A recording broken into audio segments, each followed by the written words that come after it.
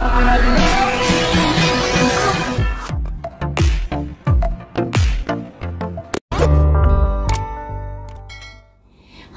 teman-teman, tetap mengawal kasus Subang. Sudah terlanjur nyemplung sekalian. Hari ini yang kita bahas adanya terkoneksi dengan video saya yang kemarin malam ya, bahwa para wali murid diundang untuk memberikan keterangannya terkait dengan peristiwa Yayasan Bina Prestasi, di mana ada seorang bapak yang berkata, anak saya sekolah di sana, bukan sekolah di Yayasan Bina Prestasi. Nah, disinilah ada data-data yang diambil, yang dicuri oleh Yayasan Bina Prestasi ini. Nah, siapakah yang mencuri data itu? Karena mungkin ya kalau misalnya ketemu papa itu suka minta uang. Kan papa punya banyak keuntungan misalnya dari yayasan dan lain sebagainya. Bisa main golf, bisa membelikan mobil ibu, mobil mahal. Enggak sih itu. Jadi waktu tahita itu kan yang ngelola itu saya, bukan papa. Tahita itu kan yang ngelola itu saya, bukan papa. Pengelola yayasan Anda? Okay. Sama Amel sama mama. Lalu Pak Yosef? Hanya sebatas cuma mengontrol aja sih. Mengontrol, tapi dapat bagian keuntungan dari situ? Udah di-cut sama mama karena papa itu.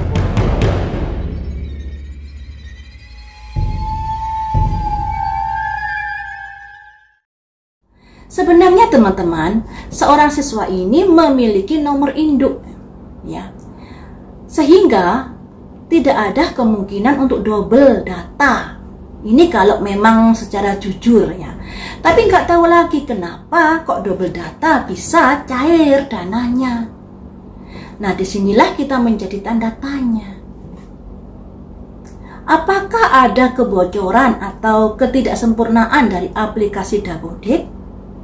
Ataukah ada kerjasama Yayasan Bina Prestasi dengan atas-atas yang di atas? Sehingga tidak begitu mencermati adanya kedobelan data ini dan begitu saja mencairkan dana bantuan BOS. Inilah yang membuat kita menjadi tanda tanya. Pasti ini ada hubungannya dengan atas-atas yang di atas. Nah, pantesan masalah ini menjadi ribet dan ruwet. Karena kalau yayasan ini didalami, mungkin juga atas yang di atas ini nanti akan diselidiki juga. Dan juga akan ada membongkar yayasan-yayasan yang lainnya yang bisa saja memiliki motif yang sama dengan Yayasan Bina Prestasi. Terus teman-teman, kabar-kabar yang saya dengar hari Rabu besok akan diadakan rekonstruksi Danu. Kalau nggak salah juga dihadirkan 3 oknum polisi. Nah, tentunya hal ini bisa mengungkap apa yang terjadi di malam itu. Apakah Danu konsisten dengan prarekonstruksi pertama dan kedua, ataukah Danu berubah lagi? Ini yang membuat kita menjadi bingung. Danu ini kok berubah-ubah, kenapa? Kalau jujur pasti nggak berubah, apalagi itu peristiwa besar. Biasanya ya teman-teman, kalau kalian atau saya mengalami peristiwa yang begitu menakutkan atau yang begitu membuat kita sakit hati, pasti akan teringat kejadian kronologinya yang seperti apa, pasti akan teringat. Nah, apalagi si Danu ini sudah mengakui bahwa dia ikut memegang tangan Amel dan ikut memukul. Tentunya Danu juga ada shock pikirannya terkait dari malam itu. Pasti akan lekat ingatannya, tidak berubah-ubah jika Danu memang jujur. Tapi nyatanya yang kita tahu, Danu ini dari dulu sampai sekarang selalu berubah-ubah. Beberapa hari yang lalu saya juga pernah memprediksi tentang warung pecel lele. Di situ ada simbol awan yang mudah berubah-ubah. Dilala beberapa hari kemudian Mbak Suci mendatangi tempat tersebut.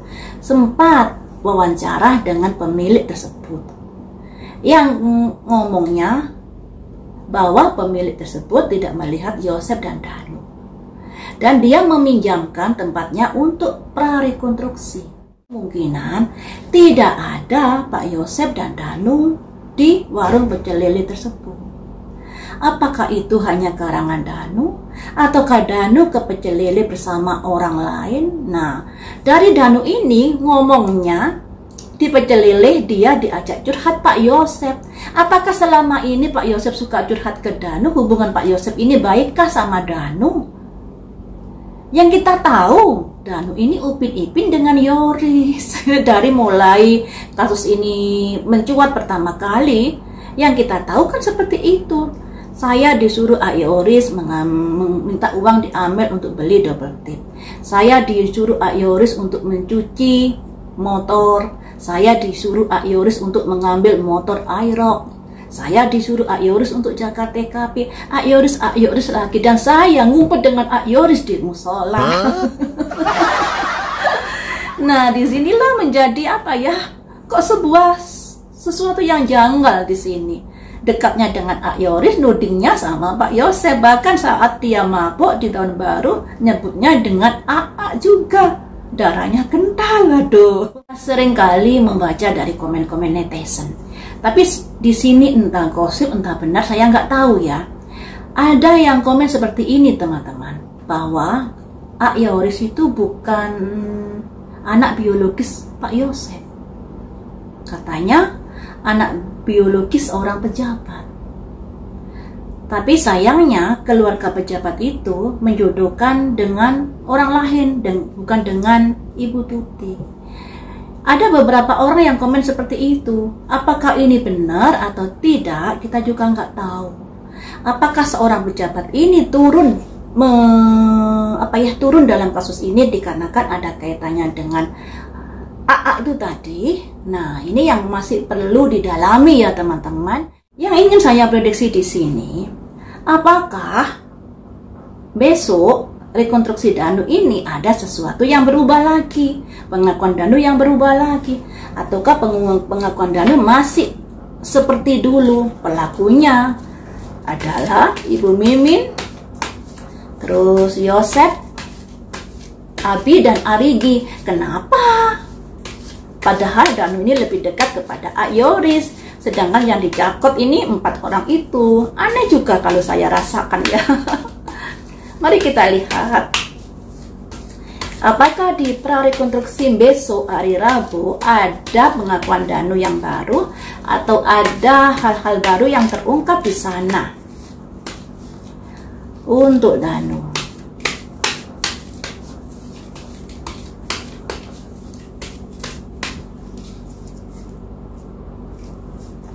Ada simbol power, sebuah kekuatan, petir menyambar. Ini bisa dikatakan kekuatan hukum, di mana Danu ini kan sudah prarekonstruksi, Danu sudah menjalani prarekonstruksi sampai beberapa kali, dan besok adalah rekonstruksi. Danu harus benar-benar melakukan sesuatu yang benar. Ada tekanan di sini untuk Danu untuk melakukan sesuatu yang memang benar, ya. Kemudian ada harmoni, ada kesesuaian nantinya. Satu kartu lagi. Tapi di sini ada simbol saman, teman-teman. Ancient Healing Wisdom. Pasien yang butuh pengobatan agar sembuh. Apakah Danu ini butuh pengobatan agar sembuh? Jadi bisa dikatakan ada kekuatan hukum yang membuat Danu harus jujur di sini di rekonstruksi besok itu. Dan apa yang dikatakan Danu ini sebenarnya ada kesesuaian, makanya di sini kan ada simbol harmoni, kesesuaian. Tapi sayangnya di sini ada yang sakit, teman-teman. Yang sakit yang butuh penyembuhan. Jadi Danu ini sebenarnya butuh pendekatan agar dia bisa ngomong jujur. Kalau dia nggak ngomong jujur ya dicekoi aja dengan miras oplosan. Ya, dari kartu ini ada yang jujur untuk Danu, tapi Danu ini sepertinya sedang apa ya, ada sakitnya ini. Apakah Danu ini psikopat? Entahlah, di sini ada simbol orang yang sakit butuh pengobatan secara bijaksana, secara tradisional. Kemudian saya ambil lagi kartu ya. Ada petunjuk apakah untuk rekonstruksi besok?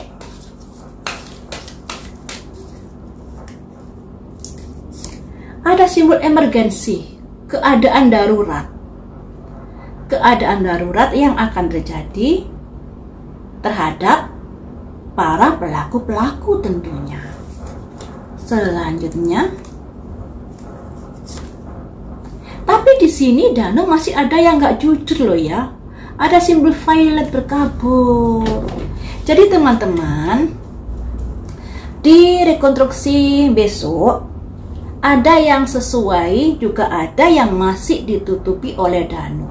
Karena di sini Danu merasa keadaannya bahaya, atau ada pelaku-pelaku yang merasa kedudukannya bahaya, dan di sini ada kondisi di mana mungkin pelaku-pelaku itu memberikan tekanan kepada Danu, atau Danu sudah ditekan dulu-dulu kalau kamu mengaku nanti begini-begini, ataukah ketika Danu jujur akan menyeret orang-orang yang dikasihinya.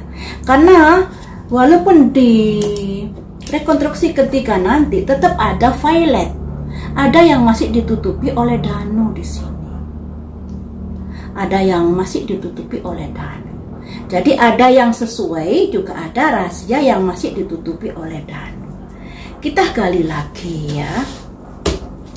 Apa sebabnya Danu menutupi hal itu? Apa sebabnya Danu menutupi hal itu? Ada kekuatan teman-teman, ada simbol strength, ada kekuatan yang mungkin meminta Danu untuk tutup mulut terkait sesuatu misteri itu. Mengapa?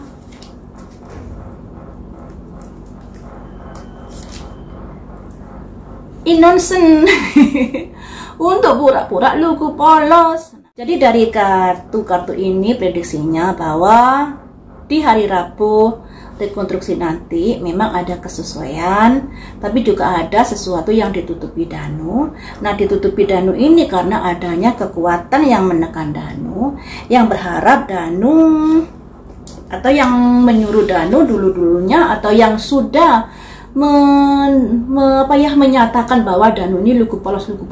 Nah, itulah kekuatan yang berharap Danu untuk tutup mulut terkait dari orang-orang yang dilindungi Danu ini. Ada simbol violet ini. Jadi bisa dikatakan Danu masih belum sepenuhnya jujur di rekonstruksi besok ya teman-teman. Jadi seperti itu teman-teman. Kita pantengin saja rekonstruksi besok, dan buat kalian yang memang tulus dalam pengawalan kasus ini, jangan lupa 2 hal, yaitu jam kematian. Perkiraannya Ibu Tuti jam 2 sampai jam 4. Amel jam 4 sampai jam 6. Jadi cerita-cerita Danu atau cerita-cerita pelaku harus sinkron dengan jam kematian Ibu Sumihastri. Ibu Sumihastri sudah memberikan ringnya jam 2 sampai jam 6. Kalau kurang dari jam itu, misalnya jam 12 atau jam 11, tanda tanya, khawatirnya ada perekayasaan cerita-cerita. Karena kasus ini bukan kasus sesederhana yang kita kira. Ada atas yang di atas ya. Karena ada kaitannya dengan Yaya.